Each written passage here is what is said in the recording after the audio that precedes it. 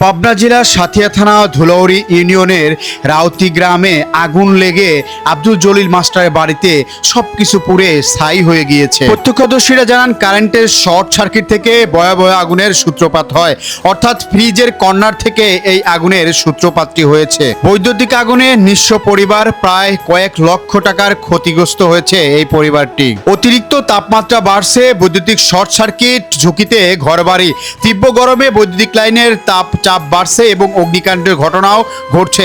অর্থাৎ সতর্ক থাকতে হবে আমাদেরকে, যে কোনো সময় যে কোনো ধরনের ঘটনা ঘটতে পারে, সেজন্য বৈদ্যুতিক লাইনগুলো সঠিক আছে কিনা মেরামত করার দরকার রয়েছে। সূত্রে আব্দুল জলিল মাস্টার জানান, কোনো কিছু বোঝার আগেই ধাও ধাও করে আগুন জ্বলে সবকিছু যেন শেষের পথে। ফ্রিজের কর্নার থেকে প্রথমে লাগে আগুন, এটি কেউ বুঝতে পারেনি। শর্ট সার্কিটের জায়গা থেকে ফ্রিজের গ্যাস ছড়িয়ে পড়ে চতুর্দিকে এবং ঘর বাড়ি ধাও ধাও করে জ্বলতে থাকে।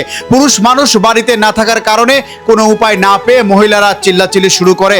এদিকে পাড়ার মানুষ এসে সবাই মিলে আগুন নিয়ন্ত্রণের চেষ্টা করে, কিন্তু বৈদ্যুতিক থেকে আগুন অতি সহজেই নিরূপণ করা সম্ভব নয়। এটি শুধু একটি বসতভিটা, একটি ঘর নয়, এটি যেন স্বপ্ন পুড়ে ছাই।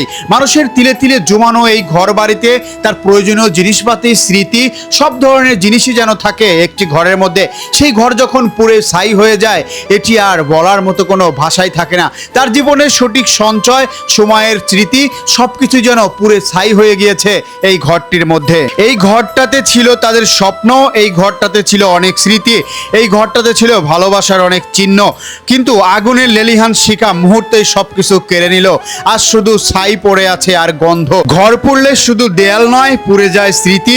আগুনে শেষ হয় স্বপ্ন, শেষ হলো বছরের সঞ্চয়, ছাই হয়ে গেল এক পরিবারের হাসি কান্নার একটি গল্প। ঘরের প্রতিটি কোণ জুড়ে ছিল বছরের পর বছর ধরে গড়া ওঠা ভালোবাসা আর সংগ্রামের গল্প, কিন্তু মুহূর্তেই আগুনে সবকিছু ছাই হয়ে গেল।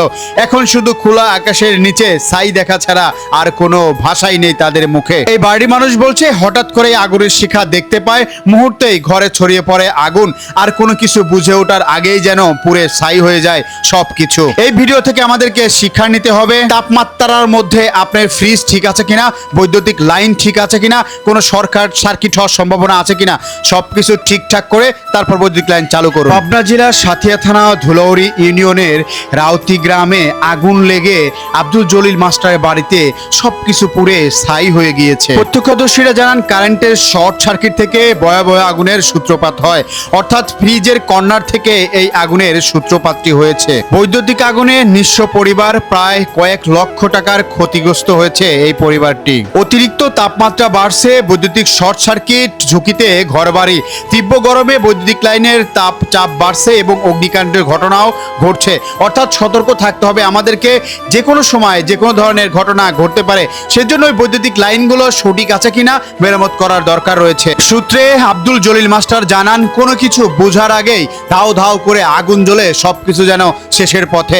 ফ্রিজের কর্নার থেকে প্রথমে লাগে আগুন, এটি কেউ বুঝতে পারেনি। শর্ট সার্কিটের জায়গায়